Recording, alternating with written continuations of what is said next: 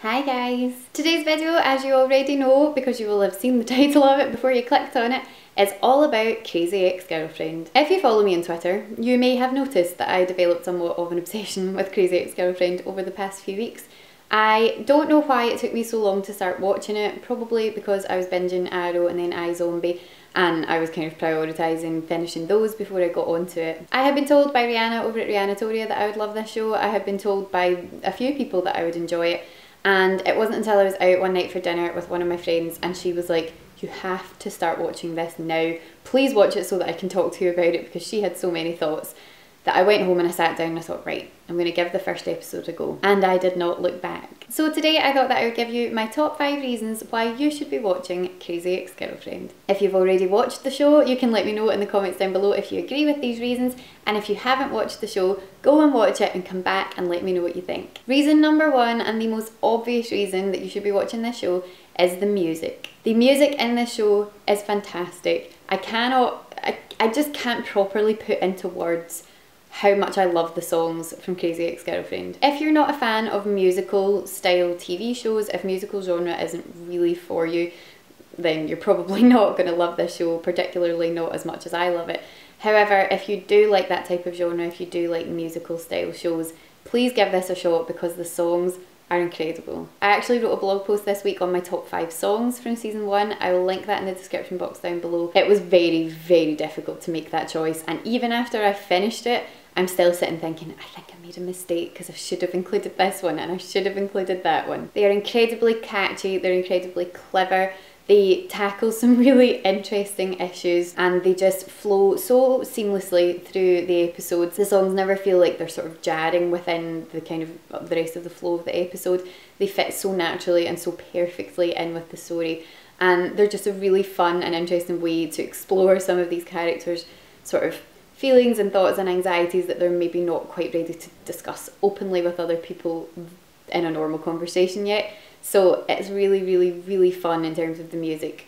Definitely watch it for that. The second reason I think that you should be watching this show is that it actually, despite the fact that it is a comedy show, it actually tackles some really serious issues in a very clever, very productive sort of way. It looks at mental illness, it looks at depression and anxiety and how people deal with these problems, and it does it in a sort of light-hearted way. It has a light-hearted approach, but it does a really nice job of talking about these things openly. It also does some really interesting things in terms of race and sort of cultural issues and issues surrounding sexuality. This is a show that uses the word bisexuality and doesn't shrink away from it or hide behind sort of words that could suggest that someone's bisexual, or just talking about the fact that someone dated a man and then is now dating a woman and you know what that means type of mentality that a lot of television shows have. It just goes straight in there and calls a spade and deals with bisexuality in a very helpful way. In one song it tackles some really outdated stereotypes and prejudices against people who identify as bisexual, which I think is great, and I love to see shows doing really good progressive things like this. The third reason is along similar lines to the last reason. If you don't know what the show is about, it's about Rebecca Bunch. She is a lawyer in New York City in her late 20s. She's working this really high-powered, high-pressure job and is getting incredibly stressed out. She might be being well paid, but she is not happy. She doesn't love her life. She's not feeling good about things. She bumps into her old summer camp boyfriend out in the street unexpectedly one day, and he tells her that he's moving back to his hometown of West Covina in California, and he's going back there and it's just this wonderful place and everyone's happy and he'll be happy there. And she kind of fixates on this idea of moving to West Covina and getting back together with Josh, and just impulsively quits her job, packs up her life and moves to West Covina the next day. Only problem being, Josh is in a long-term serious relationship with a girlfriend he's been with for a very long time, and despite the fact that she's a very intelligent woman, Rebecca has some issues and decides that she's going to go for it anyway. So with that premise, it doesn't really sound like a show that has a lot of great feminist attitudes in it, but it actually explores feminism and issues of sexism in quite an interesting way, and in some of the songs particularly, it does a really good job of this. So that is another reason that I really enjoy it. It addresses issues of sort of feminism through like a very obviously flawed character who is not perfect and who doesn't always do the right thing and who has a lot of issues to deal with. And I think that that's an interesting way of doing it. It's not presenting someone as this perfect person who, you know, always does the right thing. It's someone who makes mistakes and does the wrong thing, and through the show she's starting to learn that she has to deal with these issues. So it's really interesting from that perspective. The fourth reason is a bit less serious than the past couple of reasons, and that is just that it's a really fun, feel-good show that when you're watching it, it just instantly cheers you up. I found when I started watching it that I was really looking forward to the end of the day, like when I was home from work and I'd done everything that I needed to do in the evening, to sit down and watch an episode or a couple of episodes, because it just gave me that feeling. And I always know that a show is doing what I want it to do if it gives me that, like, do you ever get that feeling, and this is something that I find very difficult to explain, but it's like a feeling in your chest where you kind of just want to, like, you love something so much you kind of just want to like curl up in a ball because you don't know how else to express how much you love it. That makes me sound insane, but that's kind of what this show has done to me. It's what a lot of shows recently have done. There's elements of Arrow that are doing this to me all the time. Once Upon a Time does it constantly. iZombie was doing it for me as well. Jane the Virgin is another one that recently has made me feel like that. Just that feeling where you're just like, I can't express how much I love this, so I just sort of want to like wrap myself up in a blanket and like curl up in a ball.